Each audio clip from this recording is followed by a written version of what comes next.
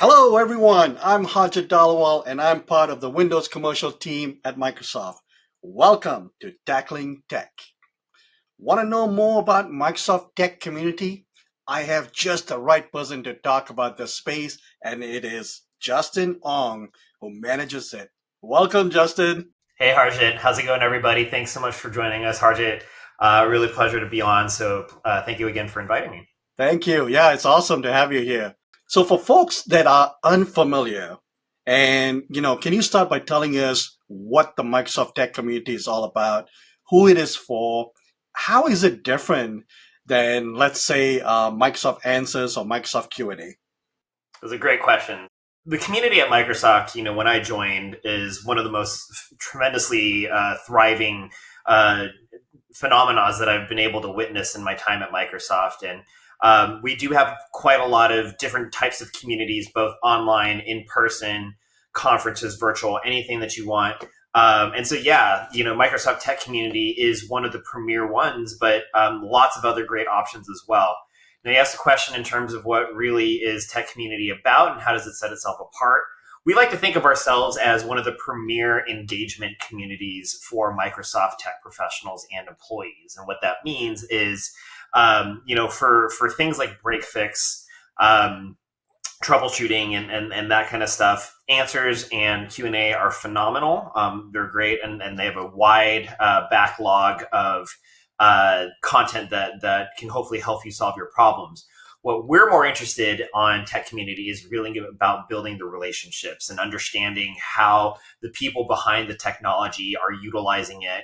What struggles are they, experiencing? Not, certainly with, application break fix and things like that, but also things like user adoption, best practices, and being able to also connect with Microsoft employees as well. I would say that predominantly that's where MTC or Microsoft Tech Community really stands out, is as a primary channel of communication between Microsoft product teams and the technical audience. Now, Harjit, you also asked about what are the types of users that go to MTC, and the answer is quite a lot of different types. I think historically the community came up really responding to Office 365 and the technical audience, and understanding what are not just the fancy businessy bells and whistles, but how are things actually getting implemented. And I think over time, what we've found is that definition of tech worker, especially during pandemic, has kind of really started to blur a little bit. A lot of folks that are, maybe historically didn't consider themselves as tech workers or working in tech, now all of a sudden have to be experts in troubleshooting Teams, for example, or, with things like Viva having rolled out and understanding from an HR perspective or a business decision maker's perspective, what are some of the best practices and recommendations around getting the most value out of that. So it is still Microsoft Tech Community, as we like to call it. But like we said, the definition of what tech means and who uses tech is starting to become broader and broader as we speak. Right, right. Now that we've talked about what tech community is, can you talk about your role? Yeah, absolutely. So I oversee the strategy and direction of the company, and I'm really tasked with growing both the audience as well as the value that's returned back to Microsoft.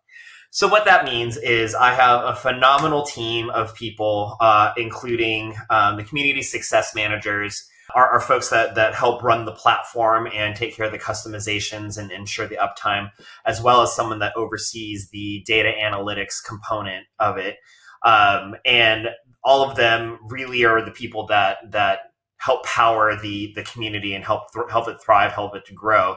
What I do is really make sure that it aligns to Microsoft's goals and objectives, and that it is something that is continually sustainable, as something that's providing value both to the audience and to Microsoft. So essentially, I come up with a lot of really crazy, wild ideas, and my amazing team says that is not exactly what you're looking for. You want to do this instead, and that helps bring it to fruition. So That's awesome. I love your role. You got a good role there. So, as myself, someone who authors quite a few blog posts in the Windows community space, are those, this is a very simple question, are those visible to everyone, or do you have to sign up or sign in to see them? It's absolutely visible to everybody. I think one of the best things about Microsoft Tech Community is that it really is well integrated with Microsoft accounts. So if you have a Microsoft account and you visit Tech Community, you're essentially, one click away from setting up your own account, which is not to say that you have to if you'd like to see the blogs. Yeah. But Harjit, like he had mentioned, is one of our most prolific content creators. And it's folks like him that really bring a lot of the eyeballs to the community and to the website. But you might find his content in any number of places. He's very active on Twitter, talking about the stuff that he does. He gets a lot of reposts on things like LinkedIn. So, anywhere that you see content that is being hosted on Tech Community, it's not gated. We want to welcome every eyeballs, but if you'd like to participate, if you want to say, hey, Harjit, I really appreciated your post about the latest Windows updates, or Harjit, you're talking out of your mind. You don't know what you're talking about. Like, you're wrong about X, Y, and Z. Register for an account, and you can, share your thoughts and feelings with Harjit as well. But we try to make it as simple as possible because we want to make it, lower the barrier to entry as much as possible, and to make sure that folks have an ability to participate in the community if they want, or if they would just prefer to consume things. We try to make that as easy as possible as well. Yeah. Yeah. Thank you for the plug-in. Thank you for, yeah, I appreciate that. You talked about accounts and, things like that. One of the things that I found, like, before I joined Microsoft, I was a Microsoft MVP and stuff like that. And I had my account using my MSA account and stuff. So, as I participated and as I, joined certain groups and things like that, and depending on my activity level, there were badges and stuff like that that you get recognized for. That was really fun. And, you're like, I want to do more. I want to do more. I want to answer more questions. Or I want to, things like that. And then when I joined Microsoft, I had to get a Microsoft account Yes. in order to do the things that I do. So it was almost like, now I got to build a different profile. So prior to working at Microsoft, I also worked for a third-party community that kind of had something similar, where we had a lot of folks that were vested in the community as what we called civilians. And then when they would inevitably join the company, there is an account merging process that would have to happen, and then there's kind of who kind of owns the rights to the content that you posted before and after. So there are issues like that. But having said that, it's not an uncommon problem that you've experienced. What we try to do is to, again, make it easy to make sure that you're being able to build those back up again. And in terms of the badging, what you had mentioned, we refer to that as gamification. And in the world of community, that's a tremendously important element of it. Because I think there are a lot of folks like what you described, which is like you want to win the game, right? And we have points that are allocated to not just being active and posting replies, but also doing things like receiving likes, or being, having your answer marked as best answer and getting bonus points in that regard. It is, an incentive. Top contributor and all that stuff.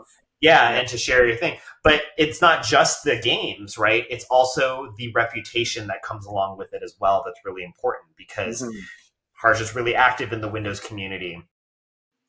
When he posts a reply, we want people to recognize that this guy knows what he's talking about. Not just because he is a Microsoft employee now, that delineation helps, but to also say, he's also contributed this amount of content, these amount of responses, these amounts of best answers in these specific communities. If I'm a random person and I've never met Harjit before, I would want to know, is this person's opinion something that I should be really taking into consideration, or is this just kind of some person that just created their account yesterday? So crucially important to the whole community experience. Yeah, on a side note, I recently was in Paris for vacation, and, speaking about gamification, what the city has done, and I think through some artists, and, you go to like certain neighborhoods and certain, street corners and stuff, and if you look carefully and on the top of the buildings or on the side of buildings, they have these space invaders or Pac-Man type characters, and you're like, you notice one, you notice two, you're like, okay, whatever. And you come to find out, it's actually that there are apps out there that when you go and you scan it or you take a picture of it, it uses your GPS, and then you get, it's really, really fun. So it makes it fun so that people want to know, like, hey, where did you find this? So then you go to the neighborhood, now you're getting to the restaurants and things like that, and it's awesome. It sounds like Pokemon Go, but just for It is. Yeah. city. What do you think are like the top three or four reasons to join the community instead of viewing it anonymously? What do you get at? Yeah, so if you're coming in, I mean, look, and I don't want to, I want to pay special credit to the folks that just come and consume the content because, that's an important element of it as well. I think, just like any other community, the vast majority, 99% plus of the traffic that comes in is anonymous, and it's folks that never end up creating an account or posting, but still come Mm, back regularly all the time.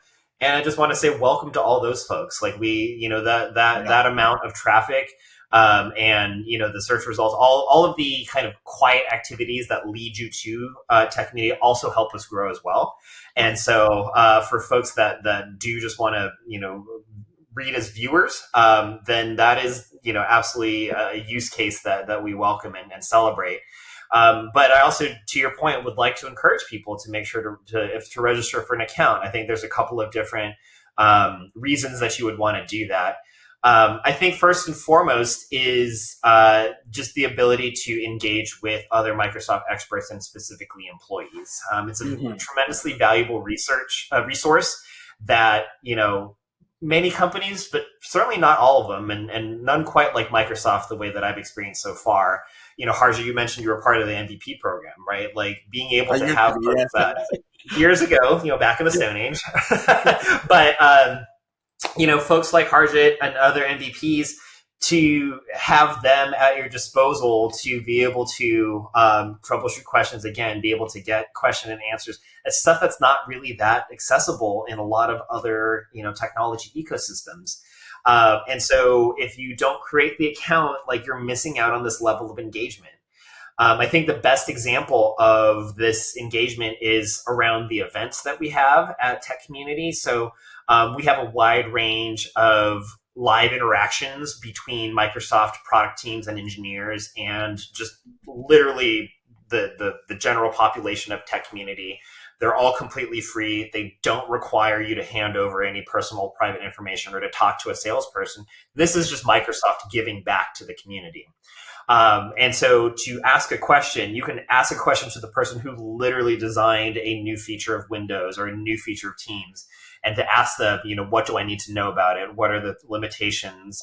What are the recommendations that you have around it? You can do that if you register for an account and kind of follow along to the different events that we have, and to be able to get that answer directly from the engineers rather than a salesperson or a marketer. I'm a marketer, so let's not disparage marketers too You too. badly. But I also don't know what I'm talking about. Let's be totally honest. Right, It's those right. are the folks that you want to engage with, and it's an amazing, service to the Microsoft customers that Microsoft provides that level of access to them. Okay, okay, that's good. That's well stated. So, I've seen lately, recently, events have really taken off, literally taken off on this platform, right? In the past year, and you've always done AMAs, and I think most people understand that format from other platforms like Reddit, right? And I'd like to, talk a little bit more about, the other type of events. So, for example, let's start with Tech Community Live, since both Windows and Intune, held those recently. How is that different than an AMA? It's very similar. So an AMA, just like it is on Reddit, is purely text based. It's essentially a certain amount of time that representatives from a Microsoft product team will be available to answer questions. Some will usually open it up ahead of time so that you don't have to be right there. But any questions that get asked are going to be addressed. They're quick and they're easy. They're very from a planning perspective, which is really on my side. Those are so easy to roll out. We do encourage, especially for product groups that are just looking for a certain level of engagement or to just connect with their audience, but don't Mhm. necessarily have a lot of resources or money to invest in it. That is a fantastic way to just get that connection not in person, and obviously virtually and asynchronously, but in real time. What you mentioned for the Tech Community Lives is really kind of taking it up to the next level. So it is basically like a video AMA. So what we'll do is we'll have a roundtable discussion with folks representing the product teams on their webcams, similar to what you and I are doing right now. But they'll actually take questions live from the chat, which is actually truly phenomenal. Because I mean, I watch shows all the time. I watch talk shows all the time. To be able to interact and have the people that are talking on them actually take my questions and to ask questions back to me in some cases is great. And what it really does is it puts a face to the names Yes. behind these Microsoft engineers and experts. And that's really what we're Right. striving for. Is we're not just a product company, Mhm. we're a company of people. Yeah. And we want to connect with not just the customers, but the people who are the Yeah. customers as well. Yeah, I've done several of those. I even hosted one, and recently on Windows accessibility and stuff like that. It went really well. But not only that you have people on screen, answering your questions, there's also some subject matter experts behind the scenes trying to help with the chat, Yes. answering questions that way. So we all come together to really provide answers to questions that our audience is asking for. So last year, Windows and Intune did a joint 4-day technical takeoff after Ignite, and it was phenomenal. It was the first event of its kind, right, called Technical Takeoff, that provided deep dives and demos and things like that. And I haven't seen any more of those from other product teams, but I've seen things like tech accelerators for Intune Suite and Entra and things like that. How are accelerators and takeoffs different? Totally. So, in terms of the actual consumption and experience of it, it's similar. But what we tried to do is to really create different types of formats that are really suiting different types of needs. So you brought up the technical takeoff, which is a great example, and that was really born out of what we're experiencing, not just at Microsoft, but in the tech industry in general, around conferences, right? So when pandemic started, before pandemic started, everybody was going to Ignite. They were going to build in person, and if you weren't there, tough luck. You didn't get access to anything. And then of course, Mhm. pandemic happened, and then so conferences had to go virtual, which I don't think it's overstating to say the kind of experience was a bit mixed. We tried to kind of recapture a lot of what was in person, and with mixed results. The content was still pretty good, but I think folks were kind of missing it. And now we're back into this weird situation where we are having conferences in person. Some folks are doing hybrid. Some folks are saying only in person, but we're also running into this area in society where it's like, even though conferences are in person, maybe travel budgets aren't exactly the way they used to be now, True. right? Or maybe, if you're working remotely now, maybe you don't get the approval to travel offsite as much as you used to. And that, I think, impacted Microsoft in a lot of ways, in that they had to shift their in-person conferences like Ignite to be a little bit more focused around the announcements and the messaging and less about Mhm. the skilling, which I think in a lot of ways makes a lot of sense in terms of the overall impact that you're looking to drive, right? These conferences are very expensive and very complicated to plan. Being able to kind of narrow it down on kind of the announcements and messaging does simplify and streamline it, while getting Microsoft allows them to accomplish their goals in terms of message reach and et cetera. But what we did find is that for a lot of folks that were historically attending Ignite and Build in person, they really felt like they were missing kind of the details element of it. So it's not just enough that we're announcing things like Viva or Copilot or anything like that. Obviously, we've got folks like Satya that are going to be talking about all the wonderful benefits that it can experience. But for the actual technical audience, or the geeks that we like to call them, they want to know Mhm. more. They want to know how is this actually implemented? What are the data sources that are compatible with it? Again, what are the limitations? And that was really missing, I think, from a lot of the in-person Ignite experiences, which is really where the technical takeoff came. Right. And what we wanted to do was to provide that same level of 300 to 400 level skilling, but in a way that was a lot more cost effective to deliver, and was accessible to everybody who wanted to attend. And what we found is that the demand was exactly as we thought it would be, and the attendance and Phenomenal. the engagement that we got was phenomenal and through the Yeah. roof. And it was a really successful event in terms of not just getting that skilling out there, but really reinforcing the announcements and the news that was announced at Ignite by being able to bring the technical audience And into the getting more conversation. deeper into it. Yeah. Absolutely, Yeah. So absolutely. stay tuned for, technical takeoff later this year. Are there any new features or experiences on the roadmap for tech community this year that you can share? Something that you can share? It's actually interesting that you bring that up. We are actually in the midst. This is not super widely announced just yet, but we are in the midst of a pretty major redesign for tech community that we're expecting in the second. Well, depending on the audience, January, February, March of 2024. And we're really excited for it. It's really going to be able to help improve the customer experience quite significantly. Not only was it going to be just like fancier bells and whistles, but a lot of the things that really make up for the community experience, things like you talked about, badging and gamification, Right. being able to find content. I think that's the thing. It's just like being able to find content that you weren't necessarily looking for, but that you're Mhm. interested in anyways, like being able to surface that. Because we know that if you arrive on tech community, chances are there's a whole lot of other activity that is going on that you're going to be interested in. And so we want to make sure that that kind of activity is being surfaced to you and that you have awareness of all of this kind of stuff. And so please stay tuned. But we think we're excited for the changes that are coming ahead. Oh, beautiful, beautiful. So, along those lines, what is your personal vision for tech community?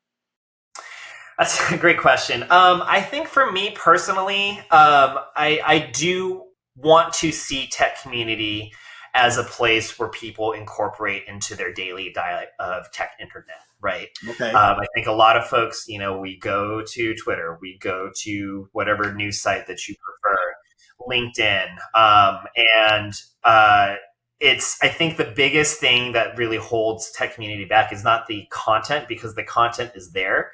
We have experts in here every day being helpful, creating new stuff. It's really about surfacing that information and being able to connect it with the audience that would actually like to see it.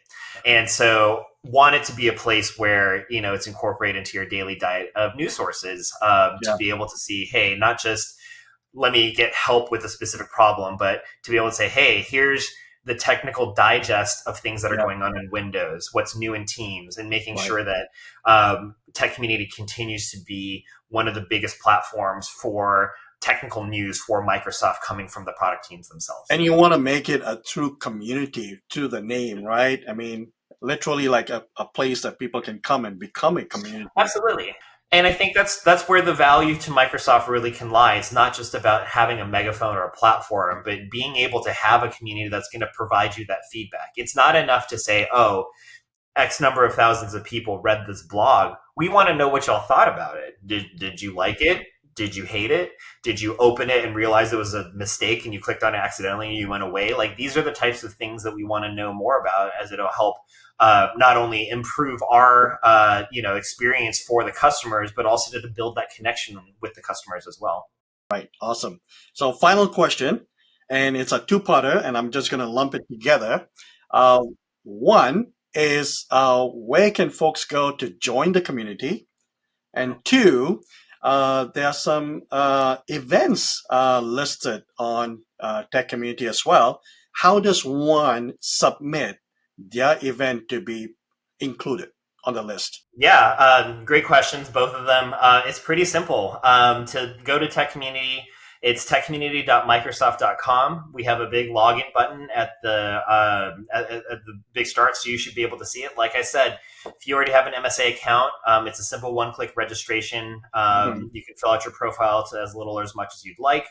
And it's pretty simple to go from there. We also do have an event submission form. So if you do have something that you'd like to us to help promote, we have a form to submit, and if it kind of fits, what we believe the audience would be looking for, we're happy to include it in our calendar of events as well. Okay, and that form is available right on Tech Community. It's easy to Correct. find. Yeah. It's just a search. Okay, cool.